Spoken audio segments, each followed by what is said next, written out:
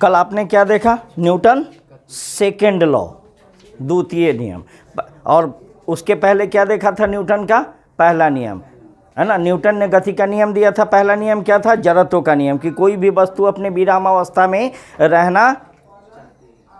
विराम अवस्था या गति की अवस्था में तब तक रहती है, बाबू पढ़ाने के समय गप नहीं, जब तक उस पर एक्सटर्नल फोर्स, बाहरी बल नहीं लगे, है ना। यह पार्टिकल तब तक स्थिर रहेगा जब तक इस पर हम फोर्स नहीं लगाएंगे। गति का दूसरा नियम क्या था? गति का दूसरा नियम क्या था? किसी वस्तु में संवेग परिवर्तन की दर उस पर लगाए गए बल के समानुपाती होती है। अगर आपसे पूछता है कि गति के दूसरे नियम से किस चीज़ की परिभाषा मिलती है, तो गति के दूसरे नियम से किस चीज़ की परिभाषा मिली थी? फोर्स का, एफ का, बल बराबर एफ बराबर ए में, जी बराबर ओ में ना। एफ बराबर ए में क्या है? मास, द्रव्यमान। ए क्या है? एक्सेलरेशन, त्वरण। ठीक है, यहाँ तक तो सीख गए थे, है ना। लेकिन अब है गति का तीसरा नियम। तीनों नियम में आपको बल ही मिला है कि नहीं? कि वस्तु तब तक नहीं जाएगी जब तक फोर्स नहीं लगाए, बल। संवेग में परिवर्तन लगाए गए बल के समानुपाती होती है, इसमें भी बल। और तीसरा नियम है, इधर आओ, तीसरा नियम वो दीवार पर मारो मुक्का। हाँ, धीरे से, ऐसे मारा, थोड़ा सा और मारो, इससे ज़्यादा तेज, उससे और एक, हाँ चलो, मारा है। कुछ इससे क्या मिला तुमको? इसमें क्या मिला? पहला मुक्का मारा, चोट लगा है, उसके बाद मारा, सबसे अंतिम में मारा, तो ये जो मारा तो क्या किया? इस पर ये क्या किया? क्रिया, काम किया। और उसने तुमको क्या किया? प्रतिक्रिया। तू एक को करिए तो हम 4 को करिए, तो हम थोड़ा से कम ने, ये बात ना। तो यानी तुम्हें प्रत्येक क्रिया के विपरीत और बराबर प्रतिक्रिया होती है। तुमने ऐसे मारा, उसने तुम्हें ऐसे मारा, विपरीत। और कितना, जितना कस के तुम मारा उतना ही कस के ये भी तुमको मारा। यही ना, इसी को कहते हैं गति का तीसरा नियम, कि प्रत्येक क्रिया के विपरीत और बराबर प्रतिक्रिया होती है। Every action equal and opposite reaction, every action equal and opposite reaction. गति का third law, according to this law, इस नियम के अनुसार प्रत्येक क्रिया के विपरीत और बराबर क्या होती है? प्रतिक्रिया होती है ना जी। प्रत्येक क्रिया के विपरीत और बराबर प्रतिक्रिया होती है। जितना कस के तुम इसको मारा, डायरेक्शन क्या था तुम्हारा फोर्स का? इधर। उसने तुमको जो मारा, क्या उधर मारा कि इस साइड मारा? उसका डायरेक्शन किधर? इधर। इस फोर्स का डायरेक्शन ये, इस फोर्स का डायरेक्शन ये, है ना। तो बराबर और विपरीत प्रतिक्रिया होती है। Every action equal and opposite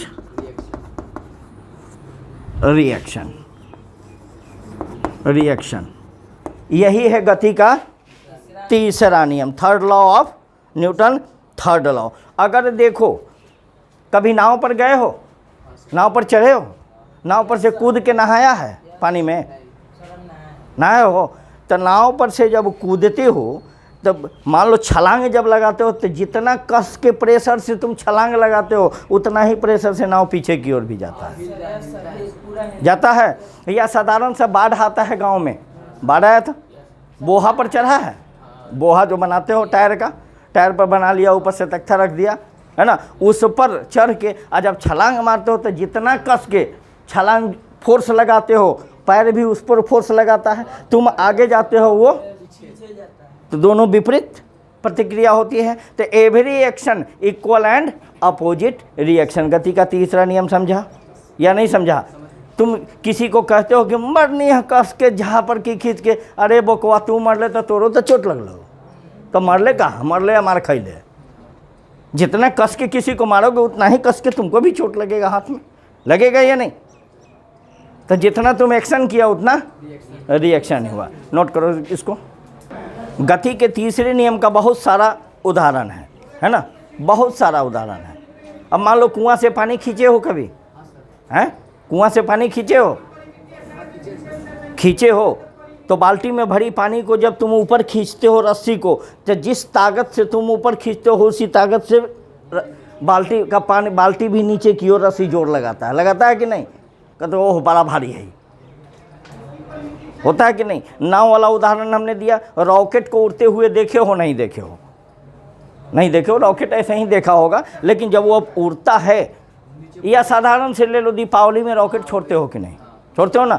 बोतल में डाल दिया और नीचे उसके चुतरवा में मारा सलाई कस के पेनी में, है ना, तो भक भकाता है वो। जब वो परपराते हुए बारूद में जब आग लगता है तो वह प्रेशर से नीचे की ओर वह छोड़ता है। जिस प्रेशर से वह नीचे आग छोड़ता है उसी प्रेशर से वह विपरीत भागता है। गति के तीसरे नियम का उदाहरण है। अगला देखो, बंदूक चलाने वाला कभी तो गोली मारे हो किसी को? नहीं मर ले। हाँ, बड़ा वाला बंदूक चलाया है तो उसको देखते हो, इसमें जांच के तब लोग चलाता है। क्यों? क्योंकि ऐसे चलाओगे, जिस फोर्स से गोली आगे की ओर जाएगी उसी फोर्स से वह पीछे धक्का मारेगा, सारा बतीसी भाई अंदर चला जाएगा। इसलिए इसमें दाब के लोग ऐसे चलाता है, वो भी झटका हमको मारता है। अगर ये कमज़ोर है तो इसको तोड़ देगा राइफल चलाते समय, है ना। जिस फोर्स से, वेग से, वेलोसिटी से गोली आगे निकलती है उसी तरह वह पीछे भी निकलता है। यही था गति का तीसरा नियम। तो तीनों नियम में आपको क्या मिला? फोर्स। प्रत्येक क्रिया के विपरीत प्रतिक्रिया होगी। विपरीत होगी इसका मतलब हम मारे वो भी फोर्स लगाया। अब देखिए ये टेबल है, मान लीजिए ये टेबल है ना, इस पर कोई ब्लॉक रखा हुआ है। ब्लॉक का मतलब लकड़ी का टुकड़ा या कोई भी चीज़ ये रखा हुआ है। यह भी एक फोर्स लगा रहा है। यह फोर्स लगा रहा है किधर? नीचे की ओर। अगर इसका भार 4 kg है, अगर इसका वजन 1 kg होगा तो यह टूट के नीचे गिर जाएगा। यह भी फोर्स लगाता है नीचे की ओर। कौन सा फोर्स? mg force. और ये मेज इस पर क्या लगा रही है? ऊपर की ओर नॉर्मल, इसको कहते हैं reaction force. Normal reaction force. तो एक्शन और ये रिएक्शन, ये इस पर फोर्स लगा रहा है नीचे की ओर और टेबल इस पर फोर्स लगा रहा है ऊपर की ओर। समझ में आया? ये सब गति के तीसरे नियम का उदाहरण है। अब हम आते हैं नेक्स्ट टॉपिक। नोट कर लिया इसको?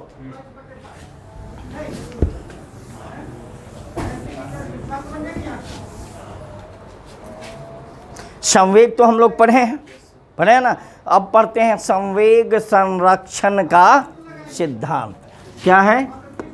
संवेग संरक्षण का सिद्धांत। इसी चीज को जब 11th में तुम चलोगे तो कुछ भास्ट रूप में पढ़ेंगे। अभी तेरा ये जो है ना बहुत छोटा है, उसी के बनने के अनुसार ना देंगे, नहीं तो वो अगर दे देंगे तो फ्यूज होना शुरू हो जाएगा,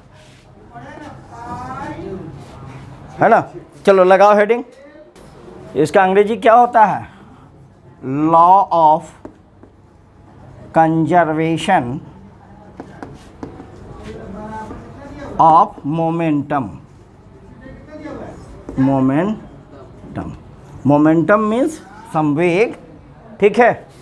संवेग संरक्षण का सिद्धांत है क्या जी? According to Newton second law, Newton के द्वितीय नियम के अनुसार, न्यूटन के द्वितीय नियम क्या कहा? कि संवेग में परिवर्तन नहीं होता है। उसने क्या कहा? संवेग में परिवर्तन की दर लगाए गए बल के समानुपाती होता है। समान अनुपात में होता है, तो कोई भी परिवर्तन नहीं होगा। तो संवेग संरक्षण का जो सिद्धांत है वह क्या है? कि किसी वस्तु पर नहीं, किसी सिस्टम यानी किसी निकाय पर कोई बल लगता है किसी निकाय पर, बल लगाने पर उसका कुल संवेग क्या होता है? संरक्षित रहता है, संरक्षित रहता है। क्या निकाय का मतलब क्या हुआ? एक सिस्टम। ये तुम्हारा क्या है? नाक है, ये क्या है? आँख है, ये क्या है? सर है, ये क्या है? हाथ है, ये क्या है? पैर है। सब ये सब पार्टिकल है अलग अलग, लेकिन सिस्टम किसको कहेंगे? तुम्हारा शरीर जो है विभिन्न पार्टिकल से जो बना है वह एक सिस्टम है। ये मोबाइल है, कैमरा है, ये ट्राइपॉड है, स्टैंड है, ये माइक है, लेकिन ये टोटल को मिला के हम क्या कहेंगे? एक सिस्टम, जिसके द्वारा वीडियो बनता है या बन रहा है, इसको कहेंगे सिस्टम। लेकिन सबको अलग अलग कर देंगे तो ये क्या हो जाएगा? पार्टिकल, ऑब्जेक्ट, वस्तु। समझ में आया निकाय किसको कहते हैं? तो किसी सिस्टम पर जब फोर्स लगाया जाता है तो कुल संवेग क्या होता है? संरक्षित होता है, उसका संवेग बदलता नहीं है। अब कैसे नहीं बदलता है इसको अभी हम प्रूफ करके दिखाएंगे। इसको पहले आप नोट कर लीजिए, तो डेरिवेशन इसका हम बताते हैं। आगे हम डेरिवेशन स्टार्ट करें। देखो, हाय देख, ये समतल सतह है मान लो, ठीक है? ये समतल सतह है। एक गोला A है जिसका द्रव्यमान m1 है, द्रव्यमान मास। एक गोला B है जिसका द्रव्यमान क्या है? m2 है। इसकी वेलोसिटी क्या है? u1, प्रारंभिक वेग, इनिशियल वेलोसिटी। और इसकी वेलोसिटी क्या है? u2, फाइनल नहीं, दूगो है तब दोनों का इनिशियल। एगो कुकुर यहाँ बा, है ना? आज जैसे ही दूसर का कुकुर को देखेगा तो क्या करता है? भौंकना शुरू करता है। अब दौड़ेगा, उसकी स्पीड अधिक हो जाती है, तो इसका स्पीड तनी अधिक हो गया। और जब अधिक हो गया, इसका तो चाल मान लो कि 10 किलोमीटर के स्पीड से दौड़ रहा है। आई कुकुरा देखा उसको, कुकुरा के तो लगा चिल्लाने, अब भौंकने। अब भौंकते भौंकते स्पीड बढ़ाया, कस के 30 किलोमीटर का स्पीड कर दिया, तो उससे तो ज़्यादा स्पीड हो गया इसका, तो कहीं ना कहीं तो पकड़ेगा। तो क्या करता है ये दोनों? कुछ समय के बाद ये दोनों क्या करता है? मिल जाता है, A और B, है ना? तो इसका तो स्पीड अधिक है कि नहीं? A का m1 का स्पीड अधिक है, m2 का स्पीड कम है। काहे कि तो कुकुर है, वो तो देखा तो भौंकना शुरू किया। मान लो कि इसकी स्पीड अधिक है, तो इसको क्या करेगा? मारेगा टक्कर मारेगा, तो इसकी वेलोसिटी क्या होगी? बढ़ जाएगी। ये धीरे धीरे चल रहा है, हम एक कैसे मारेंगे तो इसकी वेलोसिटी बढ़ जाएगी कि नहीं बढ़ जाएगी? बढ़ जाएगी। तब क्या हो गया कि आफ्टर कोलिजन, टक्कर के बाद ए जो था बॉल, ई जो कुकुर था, इसका वेलोसिटी हो गया v1, है ना, अंतिम में। और इसकी वेलोसिटी b का क्या हो गया? बॉल B जो था, जिसका द्रव्यमान m2 था, इसकी वेलोसिटी क्या हो गई? v2। समझ में आया कि नहीं आया? हैं? हो गया। ये दोनों क्या हुआ? जब मारा ठोकर तो आगे बढ़ा, इसकी वेलोसिटी फाइनल v1 हो गई और इसकी वेलोसिटी v2 हो गई। अब इसी चीज़ को जाने के समय, बारात जाने के समय, जब बारात में जाते हो तो साथी पूछता है ना कि देख काका कर ले, पहले आयरन कर लियो, फिर लियो मर लियो, परफ्यूम तो नहीं बताता है ना। तो उसी काका किया ही सब, उसको यहाँ पे हमको लिख देना है। तो माना कि दो वस्तु जिसका जिसका क्या है, द्रव्यमान, द्रव्यमान क्या है, m1 और m2 है। m1 और m2 है, दो गो है, दो गो बॉल A और B है, ठीक है।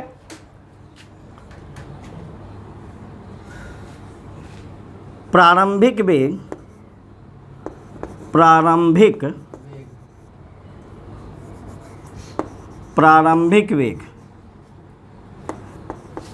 u1 और क्या है, u2। प्रारंभिक वेग u1 और कहाँ खोया हुआ है जी पकौड़ी लाल, u1 और u2 है या नहीं है?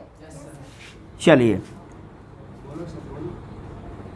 u1 का वेग, चाहे सीधे लिख दो, u1 बड़ा है u2 से।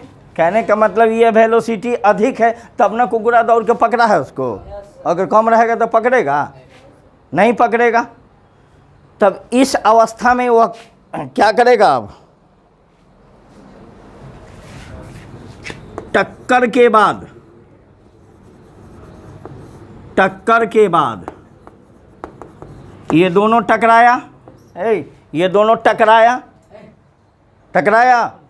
तो टक्कर बैठा देंगे तीनों को, तीन बेंच पर आगे पीछे। वहाँ टक्कर जब हुआ तो टक्कर के बाद वेलोसिटी क्या हो गई, v1, और टक्कर के बाद वेग कितना हो जाता है, v1 और v2 हो जाता है। तब वेग में परिवर्तन हुआ कि नहीं? तब वेग में परिवर्तन की दर को क्या कहते हैं, त्वरण कहते हैं, है ना। हो गया। तो अब इसका हम पहले यहाँ m1 u1 मास द्रव्यमान अगुणे वेग के गुणनफल को क्या कहते हैं, समवेग है। द्रव्यमान और गुणनफल के वेग को समवेग कहते हैं। तो इसका समवेग अभी क्या था, कुछ था, टक्कर के बाद समवेग क्या हो गया, पहले m1 u1 था, टक्कर के बाद क्या हो गया, m1 v1, परिवर्तन हो गया। तो समवेग में परिवर्तन की दर, दूसरे का भी समवेग परिवर्तन हुआ तब समवेग में परिवर्तन निकालेंगे। इससे पहले इतनी मिर्च मसाला स्नो पाउडर टीका जो है लगौले, एक के देख लो, नोट कर लो। चलो अब देखो, अब इसका पोस्टमार्टम कर रहे हैं। हाँ, अब चीरफाड़ शुरू कर रहे हैं। अभी तक तो भूमिका था, है ना। हाँ, चीरफाड़ करेंगे इसका क्या निकलता है। अब देखो तो बॉल ए पर जब ये दोनों को देखो तो मोहब्बत हो रहा है दोनों में, दोनों एक जगह होगा तो ए पर फोर्स लगाया बी, तो उस फोर्स को क्या कहते हैं हम, बल। ए पर बी के द्वारा यहाँ देख लगाया गया बल, इसको हम क्या कहेंगे, एफ। किस पर लगा, ए पर। किसके कारण लगा, तो बी के द्वारा, तो एफ ए बी कहते हैं, ठीक है। और देखो बी पर ए के द्वारा, सीधे लिख दो एफ ए बी। अब क्या किया, बी पर ए के द्वारा लगाया गया बल बराबर क्या होगा, एफ बी पर लगा, किसके द्वारा लगा, ए। इसको कहते हैं एफ बी ड्यू टू ए के कारण लग गया। लेकिन इधर ठोकर मारा, इधर ठोकर मारा, ये तो बुझा कि मोहब्बत हो गया, लेकिन ना, ये इसको मारा और ये दोनों एक दूसरे के क्या हुआ, विपरीत। बल जो लगेगा, इसको ठोका, अगर तुम दौड़ रहे हो, उधर से कोई आ रहा है, दोनों का सर टकरा रहा है, तो जितना कस के तुमको लगेगा उतना ही कस के उसको लगेगा। लेकिन उसका फोर्स बल इधर, तुम्हारा बल उधर। अगर एक ही तरफ बल हो तो टकराएगा? कभी कभी नहीं टकराएगा, है ना। तो गति के तृतीय नियम से, गति का तृतीय नियम क्या कहता है? प्रत्येक क्रिया क्या हुआ? ये दोनों बल आपस में कैसा होगा? बराबर होगा। प्रत्येक क्रिया के विपरीत और बराबर प्रतिक्रिया। ये बल एफ ए बी पर लगाया तो एफ बी पर भी लगाएगा, ये ए पर भी लगाया तो बी पर ए लगाया, लेकिन कैसा होगा? विपरीत। विपरीत के लिए चिन्ह क्या देते हैं हम? निगेटिव। विपरीत निगेटिव चिन्ह हम देते हैं। बट गति के द्वितीय नियम से, गति के द्वितीय नियम से क्या कहता है? संवेग में परिवर्तन की दर लगाए गए बल के समानुपाती होती है। होगा तो ये एफ ए बी जो है, एफ ए बी, यह कितना के बराबर होगा? संवेग में परिवर्तन। संवेग किसको कहते हैं? द्रव्यमान और वेग के गुणनफल को।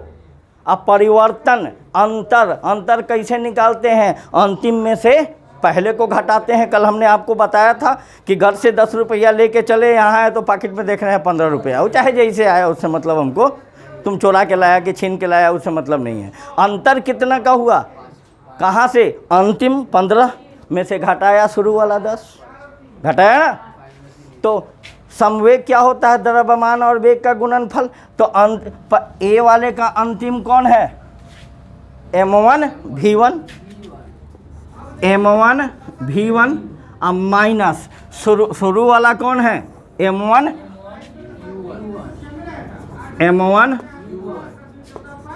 u1। तो ये संवेग में परिवर्तन हो गया। अब दर कब होगा? जब भाग टी से देंगे तब ना। उसमें हम पढ़ाए हैं संवेग परिवर्तन कि P1 P2 माइनस P1 बटे टी। टी क्या है? संवेग को किसे कहते हैं? m गुने u। ये हो गया। उसी तरह नीचे दिख रहा है? नहीं दिख रहा है। उसी तरह एफ बी ए क्या होगा? एफ बी ए, ये दूसरा क्या होगा?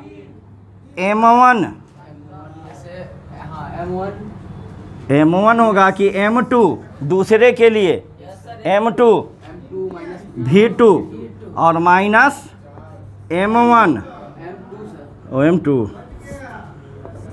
m2 v2 minus m2 u2। लेकिन ये कैसा होगा?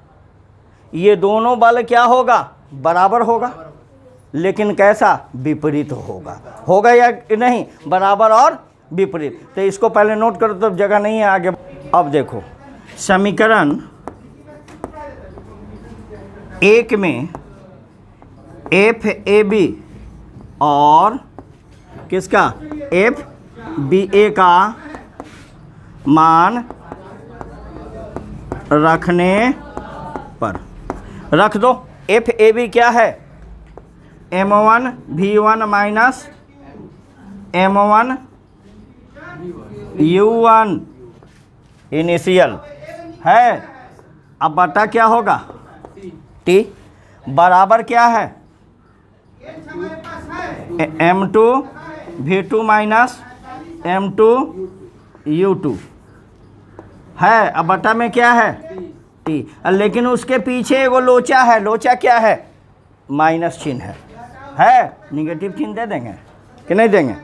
अब देख फिटास कि m1 v1 minus m1 u1 हो गया बटा टी बराबर ये minus m2 v2 minus minus plus m2 u2। अब बटा में क्या होगा? ये नीचे दोनों टी है तो बराबर क्या मतलब क्या होता है? भाग। इसको उड़ाई दें कोनो दिक्कत? पेट में दर्द नहीं ना? तो चलो उड़ा दो। ये जो है ये समीकरण है, तुम एक लाइन में लिख सकते हो का मान रखने पर। हो गया, बात तो एक ही है। अब ये अंतिम पड़ाव है इसका, है ना? ये अब सारा कुकुरन के बुखार जो है अब ख़त्म होगा, जो टकराया था तुरंत। देखो कैसे ख़त्म होगा। ये क्या बच गया? M1V1 है, M1V1, ठीक है। ये माइनस है तो माइनस को हमको हटाना है। अगर बराबर के इधर ले आएंगे तो माइनस प्लस में बदल जाएगा। क्या हो जाएगा? प्लस M2 हो ही गवा। बराबर में क्या बचा? ये जो माइनस है इसको बराबर के उधर ठेल दो तो प्लस हो जाएगा। माइनस है तो M1U1। अब प्लस क्या है यहाँ? M2V2। V2 M1 हाँ सॉरी U1 U2 है। अब पहले U की पहले भी पहले प्रारंभिक वेग, तो x बराबर y लिखें या y बराबर x लिखें, कोई फर्क पड़ता है? हैं? कुकुर के दुम कहें चाहे कुत्ता के पोछ कहें, कोई अंतर पड़ेगा? तब देखो इसको पहले लिख देते हैं हम, M1U1 प्लस M2U2 बराबर क्या हुआ? M1V1 बराबर प्लस M2V2। देखो तो क्या है? द्रव्यमान गुणे वेग, प्रारंभिक वेग। ये पहला का ये दूसरा का, है ना? ये A का संवेग हुआ, ये B का संवेग हुआ, दोनों का संवेग बराबर है अंतिम संवेग के, है कि नहीं? क्या कह रहा है? A और B का प्रारंभिक संवेग A और B के अंतिम संवेग के बराबर है। कतनो टक्कर भयल, कतनो कुछ भयल, लेकिन वहीं के वहीं कहे के मतलब कि टकरार भयल लेकिन एकरार जारी बा, हैं? फटाफटी दोनों को कर लेनी, लेकिन हम तो दोष, उसमें कोई परिवर्तन नहीं है। तो इससे क्या निष्कर्ष निकला? इससे क्या निष्कर्ष निकला? अर्थात किसी भी निकाय का कुल संवेग संरक्षित रहता है। संरक्षित माने उसका इधर उधर कोई नहीं कर सकता है ना? अर्थात कुल संवेग क्या है? संरक्षित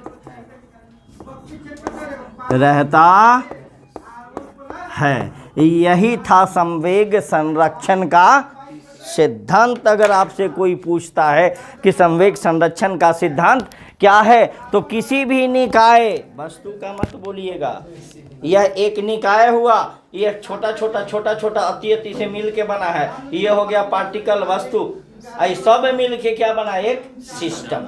उसी सिस्टम को हम क्या कहते हैं? निकाय, है ना?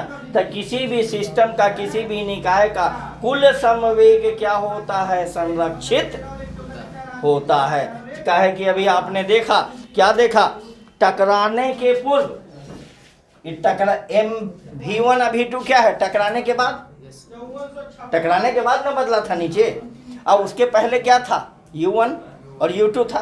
तो टकराने के पूर्व संवेग, ये पहला का संवेग जो दूसरा का संवेग टकराने के पहले और टकराने के बाद दोनों आपस में क्या होता है?